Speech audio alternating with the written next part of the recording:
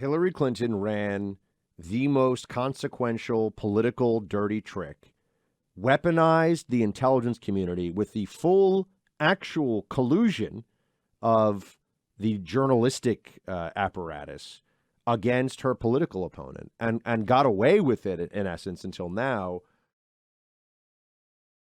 News breaking, by the way, Buck, and this is fairly significant. In the last hour, Robby Mook, who is a former manager involved in high-level Hillary Clinton campaign-related events, testified in this Sussman trial. And I'm reading directly from Brooke Singman, who is with Fox News Digital, does good work there. Robby Mook testifies Hillary Clinton herself approved the dissemination of info, I'm reading from her tweet, alleging a covert communications channel between the Trump Organization and Russia's Alpha Bank to the media, despite campaign officials not being, quote, totally confident in its legitimacy.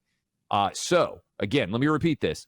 Hillary Clinton herself, according to her own campaign, directly approved the leaks to the media alleging that the Trump Organization and Russia were involved in secret covert communication, despite the fact that the campaign itself is saying they were not totally confident it was true. Seems like kind of a significant detail, Buck, to tie directly to Hillary Clinton over this Russia collusion mess. Where did it start? How did we get here? The Hillary Clinton campaign itself testifying that Hillary was giving the okay to leak this information.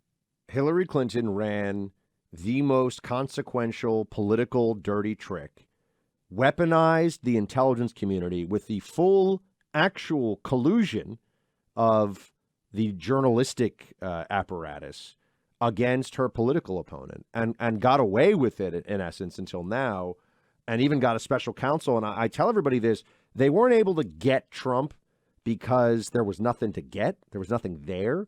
But they managed to use this as a weapon on its own. The process was the punishment of the special counsel, of the Mueller probe, of having people in that White House having to get attorneys. Some of them were young staffers without a big bankroll. They had to get attorneys because they were worried.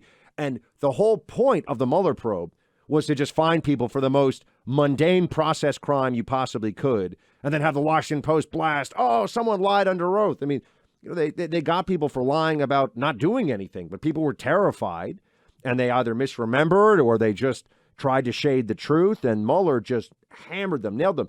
Notice, in this case, with a D.C.-based jury, the ultimate fail-safe of the deep state is the jury pool of Washington, D.C., which is 90%, unfortunately, and you've lived there, I've lived there twice, full of MSNBC-watching, woke, left-wing lunatics.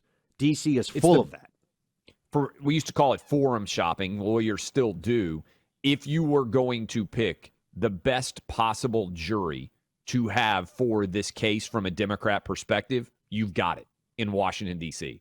So we can share some of the details that are coming out under oath. I think the most significant part of this is just getting all of these officials under oath and getting them to tell their stories publicly. I mean, this is, to me, a pretty significant revelation that Hillary Clinton's own campaign is now directly tying her to spreading the lie of Russia collusion and Russian involvement. Right. I mean, we've known this. Campaign. This has been clear. I mean, Trump has been saying it himself for years, but this is beyond any doubt admission firsthand from the highest source you could have, other short of Hillary Clinton herself saying, yeah, I gave the order.